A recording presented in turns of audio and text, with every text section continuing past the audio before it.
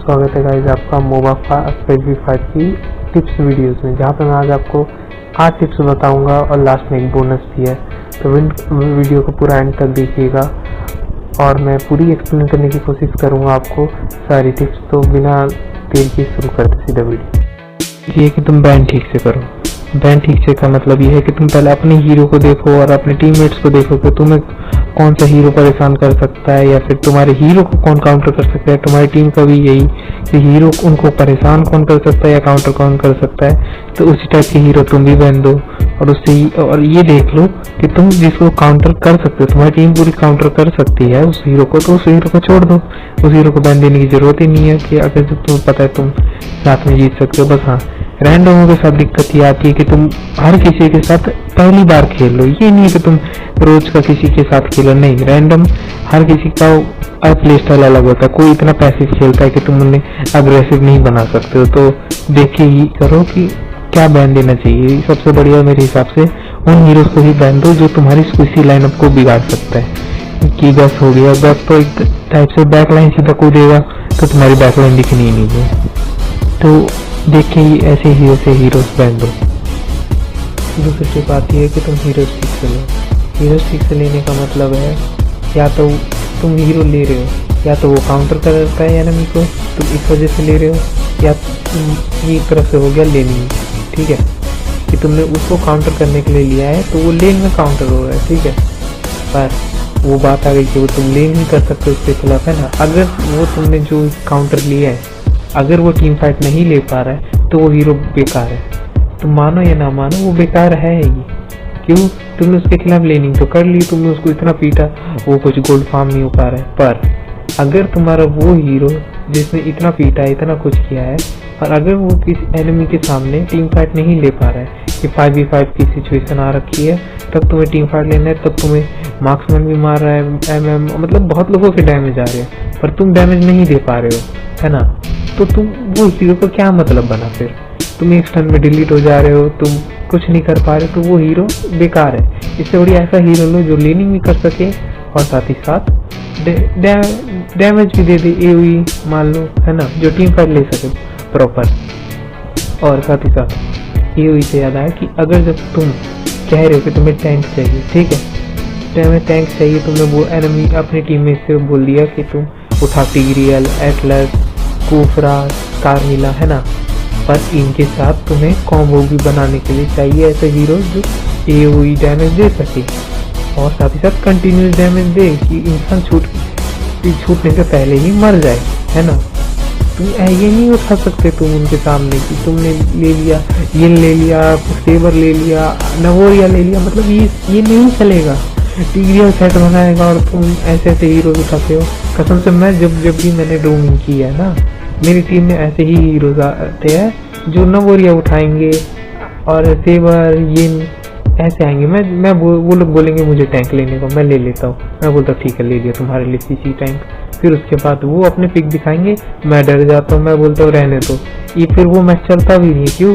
क्योंकि मैं सेट बनाता हूँ, लोग छूट के जा रहे हैं, फिर उसके बाद ये वो एक ही डिलीट हो पाता है मुश्किल से, वो भी कौन? उनका टैंक होगा मेरे हिसाब से, या फिर EXP ही होता है, क्योंकि ज़्यादातर EXP ही आगे आ जाते हैं, टैंक आगे आ जाते हैं। मैं पकड़ के तो 5 बंदे देता हूँ, पर अपने सेबर और ये न तो क्या चूल होती है कि इन्हें टैंक और EXP ही दिखता ले जाने के लिए अल्ट में। तुम समझ रहे हो कि अगर जब तुम्हारी टीम में टैंक लिया जाए तो सबसे बढ़िया है एओई और कंटिन्यूस डैमेज लो, जो टीम फाइट में बढ़िया हो और जो उसके छूटने से पहले ही इंसानों को डिलीट दे। लेस्ली को भी नहीं, वो लेस्ली भी बोलो, लेस्ली भी मत लो। टिग्रियल ले लिए तुम्हारी टीम में तो मत ही लो। उससे बढ़िया तुम और भी बहुत सारी वेराइटीज है, तुम वो सब लो कि काम आए, ऐसे नहीं। और ये तुम समझ ही गए होगे और तुम्हारा हीरो टीम फाइट भी ले सके और साथ ही साथ लेनिंग भी कर सके, ऐसा हीरो लो। यही नहीं है कि तुम लेन के चक्कर में तुमने ऐसा हीरो उठा लिया और अब लेन तो हो पा रही है पर टीम फाइट नहीं हो पा रहा है, तो तुम किसी काम के नहीं रहे। इससे बढ़िया तो तुम टीम फाइट के वाले हीरो ले लेते जो काम आ जाता, लेनिंग में भी काम आ जाता और टीम फाइट में भी। तो एक परफेक्ट ठीक से करना है। दूसरी टिप आती है कि अपने जंगलों की मदद करना। जंगलों की मदद उसकी जंगल में मदद कर देना, उसकी टिप्स को डैमेज करते रहना और उसके आसपास ही रहना। आसपास से मतलब है मेरा टैंक का, कि उसके टैंक अपना उनका टैंक अगर जब तुम्हारे जंगलर से आ गया और उसने उसका बफ छीन लिया तब तुम कद्दू ले लोगे टर्टल पहला? नहीं ले पाओगे। और ना तो तुम्हारा जंगलर तीन लेवल में फंसा रह जाएगा वो पूरे मैच भर, वो इधर उधर करीब ढूंढता रहेगा, फिर उसके बाद उसका जंगल ही इन्वेड होता रहेगा। फिर तुम क्या यही लिख सकते हो कि वो जीजी हाइपर? क्यों? क्योंकि तुमने तो उसकी जंगली में मदद की नहीं, उसका जंगल इन्वेड करवा दिया, तुमने ये सब करवा दिया। अगर तुमने उसकी जंगली में मदद की है और अब वो फिर भी कुछ नहीं कर पा रहा है तो तुम्हारा ये हक बनता है कि हाँ लिखना कि जीजी हाइपर पर प्रो हाइपर, ये सब लिखना तब तुम बनता है। पर अगर तुमने उसकी जंगलिंग में मदद नहीं की है, उसका बफ इन्वेड हो रहा है अर्ली से ही और तुम मैप भी नहीं देख रहे हो, कमाल की बात है, ना रिस्पॉन्ड दे रहे हो फिर बैकअप वगैरह, तो तुम रहने दे दो। तो ये सबसे बेकार बात तो यही है। तो मैं तो यही बोलूँगा अर्ली में अपने जंगलर तुम्हारा पहली प्रायोरिटी होनी चाहिए। जंगलर की हेल्प करना, उसे 4 लेवल करने में जल्दी मदद करना। जितनी जल्दी वो 4 लेवल गेन करेगा उतनी ही जल्दी वो मैप में प्रेशर बनवा पाएगा अपना। अर्ली से मिड जंगलर का ही वो होता है कि जंगलर ही कैरी करता है। फिर उसके बाद लेट गेम में वही बात आती है, मिड से लेट में या तो तुम्हारा मार्क्समैन कैरी करेगा या फिर तुम्हारा EXP, इन दोनों में ही होता है। वैसे तो मेरे हिसाब से EXP जब उसका 4 लेवल हो जाता है और अगर जब वो अपने अपोनेंट EXP को डोमिनेट कर रहा है तब तो वो भी कैरी कर रहा है अर्ली से मिड। बस लेट में MM ही कैरी करते हैं, ये ध्यान रखना। और चौथी टिप आती है तुम मिनियंस को फ्रीज करके रखो। खासकर अगर जब तुम गोल्ड लेनर हो या EXP लेनर हो तब मैं तो यही बोलूँगा तुम लेन फ्रीज करके ही खेलो। इससे क्या होगा, मिनियंस तुम्हारी तरफ रहेंगे और तुम्हें अपना सेफ पोजीशन छोड़ के जाना नहीं पड़ेगा। जहाँ पे तुम सेफ हो, तुम्हें कोई गैंक नहीं कर सकता है, तो तुम आराम से मिनियन फार्म कर सकते हो और साथ ही साथ तुम सेफ रहोगे। और एनिमी उल्टा इतना दूर आएगा अपना टावर को छोड़ के मिनियन मारने के लिए, तो वो उसके लिए सबसे वो हो जाएगा कि हाँ वो गैंक हो सकता है। और मेरे हिसाब से अगर जो तुम्हारे टीममेट भी मैप देख रहे होंगे ना, अगर जो तुम रोम हो, मेज हो और जंगलर हो, तब मैं तो यही बोलूँगा जिस लेन में लेन फ्रीज हो रखी है वो लेन को गैंग करना सबसे बहुत अच्छा काम हो सकता है। क्यों? क्योंकि तुमने जिस लेन को गैंग कर दिया और वो मर गया लकीली, तो तुम्हारे जिस लेन को गैंग किया था तो उस पर तो एडवांटेज बन जाएगी। अगर जब वो MM है या EXP है तो उस पर एडवांटेज बन जाएगी, वो लेवल उससे ज़्यादा हो जाएगा, EXP उसका गोल्ड ज़्यादा रहेगा, तो तुम डोमिनेट कर सकते हो वो लेन। तो फिर मान लो कि वो तो डोमिनेट होनी है ना। पर ये भी देखते रहना, अगर जो तुम्हारा गोल्ड लेनर या EXP मरने वाला तो उसको या तो बचाना भी जरूरी है, तो तुम उस लेन में जाओ उसकी मदद करने, उसको बैकअप देने। और अगर जब ये उल्टा चल रहा है कि तुम्हारा EXP या फिर गोल्ड लेनर कोई भी डोमिनेट कर रहा है, लो HP का अपना एनिमी छोड़ रखा है उसने, तो तुम्हारा काम उसको गैंग करके उसको डिलीट कर देना, क्योंकि 1v1 में नहीं कर सकता है वो अकेले के लिए। क्यों? अगर जब वो चाहे करने की भी कोशिश कर गया तो टावर से मर जाएगा या उसके टीम में आ जाएंगे। इससे बढ़िया तुम भी मैप देखते रहो और गैंग करने में मदद करो, सबसे बढ़िया यही है। और पांचवी टिप आती है सिग्नल्स को ठीक से इस्तेमाल करना। सिग्नल्स यानी कि रिट्रीट, अटैक और बैकअप, इन तीनों को ठीक से इस्तेमाल करना है। हर बात ये नहीं तुम स्पैम करे जा रहे हो लॉन्च अटैक, नहीं, ऐसे नहीं चलता। ये वो बटन इस बात के लिए नहीं बना है, वो अपनी टीम को बताने के लिए होता है कि वहाँ से तुम्हें हटना है, वहाँ कोई आने वाला है, इस टाइप से इस्तेमाल करो। और कसम से ये 3 बटन काफ़ी है कम्युनिकेशन के लिए, कि तुम एक से बोल रहे हो कि अपने टीममेट को पीछे हटने को, एक से तुम बोल रहे हो कि हाँ मुझे यहाँ मदद चाहिए। अटैक तुम तब बोल सकते हो जब तुम किसी को बेट कर रहे हो, जैसे कि मान लो कि EXP है, EXP के सामने वाला वो उस पर एग्रेसिव हो रहा है तुम्हारी EXP पे, ठीक है, सामने एनिमी वाला है EXP तुम्हारी वाले EXP पे एग्रेसिव हो रहा है, तुम्हारे जंगलर को दिख रहा है कि हाँ वो उससे एग्रेसिव हो रहा है तुम्हारे वाले अपनी EXP पे, तो वो गैंग कर सकता है आराम से, वो ज़्यादा दूर भी नहीं है, तो वो सीधा बोल सकता है हाँ तू लड़ाई शुरू कर, मैं इसे आता हूँ पकड़ने। तो क्या होगा, इससे गैंग हो सकता है आराम से। लॉन्च अटैक इस तरीके से इस्तेमाल करो कि हाँ मैं आ रहा हूँ तो उससे लड़ाई करना शुरू कर।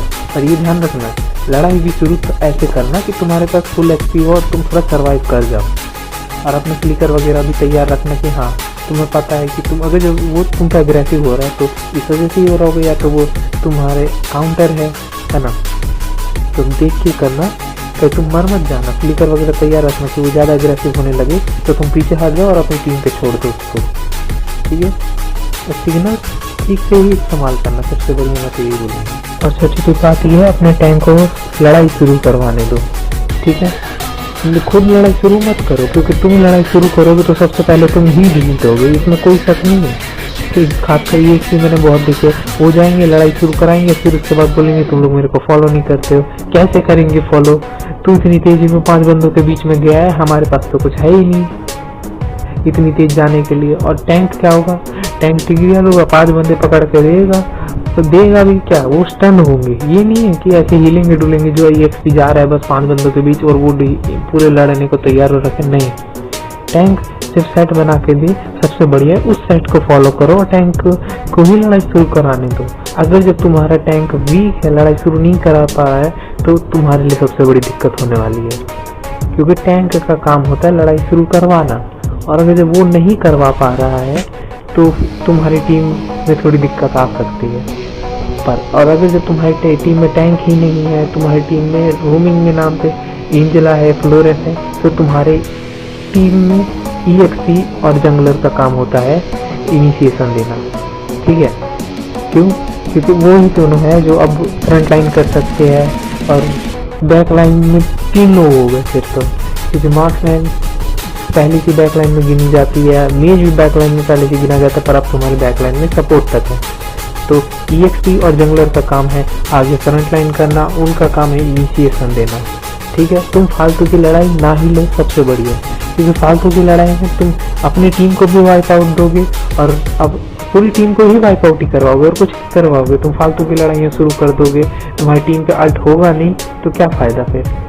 ये लड़ाइयाँ ये देख के भी शुरू कराओ कि तुम्हारी टीम पे वो जो हरा बटन चमकता है ना अपने हीरो से अपने टीममेट्स के ऊपर देता है हरा हरा, वो देख के करो कि अगर जब उन पर अल्ट में अल्टीमेट तैयार है तो दो अल्ट, ऐसे मत दो। ऐसे देने का कुछ मतलब नहीं है कि अगर जब वो अल्ट ही नहीं कर पाएगा या फिर मतलब कुछ ऐसी स्किल्स है जो दे ही नहीं पाएगी डैमेज, तो क्या फ़ायदा फिर। इससे बढ़िया थोड़ी देर वेट कर लो, थोड़े, अब क्या पता इससे भी अच्छा मौका आ जाए, तुम 5 बंदों के साइड बनाओ, सीधा एनिमी वाइप आउट ही हो जाए, है ना।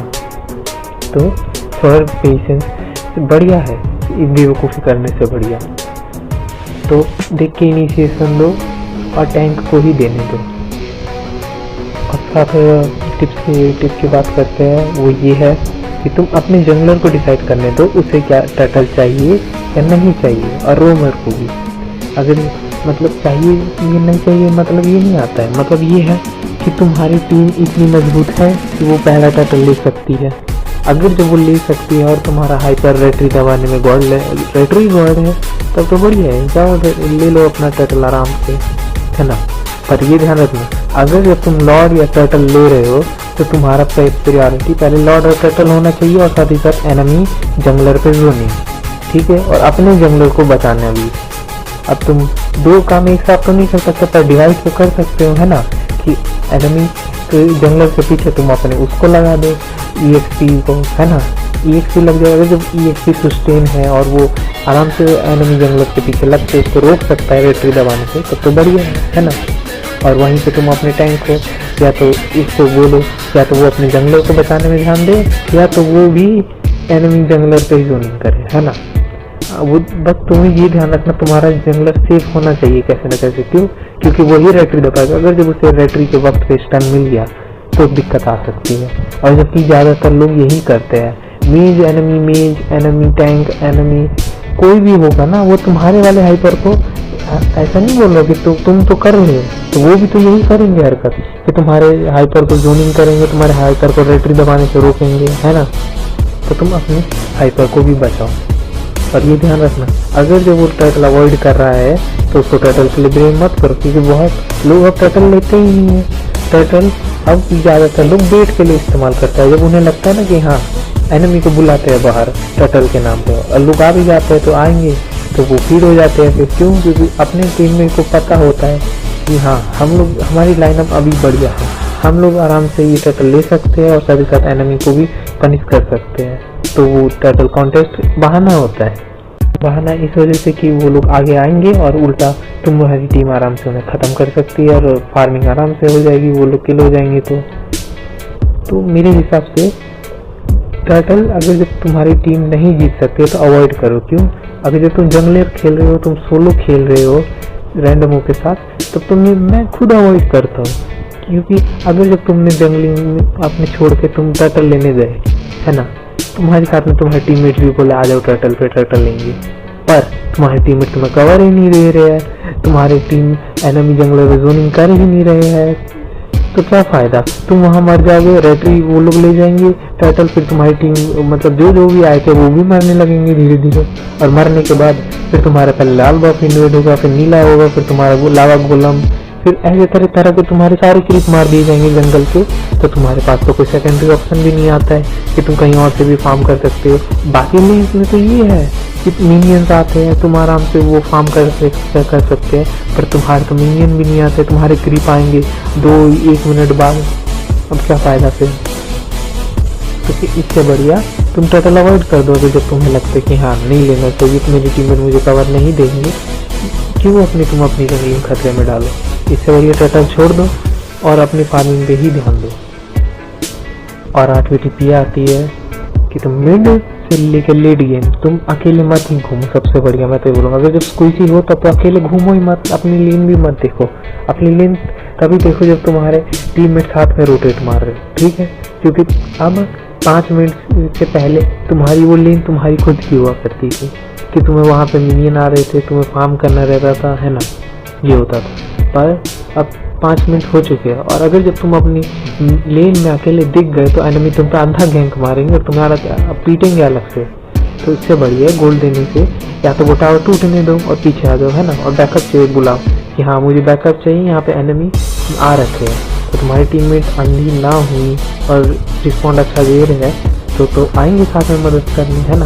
वैसे मैं तो बोलूँगा यार, मैप देखते रहो, मॉनिटर करते रहो मैप को कि क्या चल रहा है, क्या नहीं हो रहा है, और कौन बैकअप चाह रहा है, कौन किस लिए चाह रहा है। और अगर जब पीछे हट सकता है कोई तो उसको पहले बोल दो पीछे हट जाए चुपचाप, क्यों लड़ना है उससे, है ना। और ये ध्यान रखना कि लेट गेम से लेकर मिड से लेकर लेट गेम में जो अकेला दिख रहा है ना एनिमी, तो उसको गैंग करो अंधा गैंग भी वो करो। टैंक का काम है ये सब, ठीक है, कि टैंक आगे जाएगा उसको पकड़ के देगा। टैंक भी ये है कि घास वास चेक करके जाए, बुश वगैरह चेक करे कि हाँ नहीं ये कोई सिंगल एनिमी है, उसको पकड़ के गैंग करो।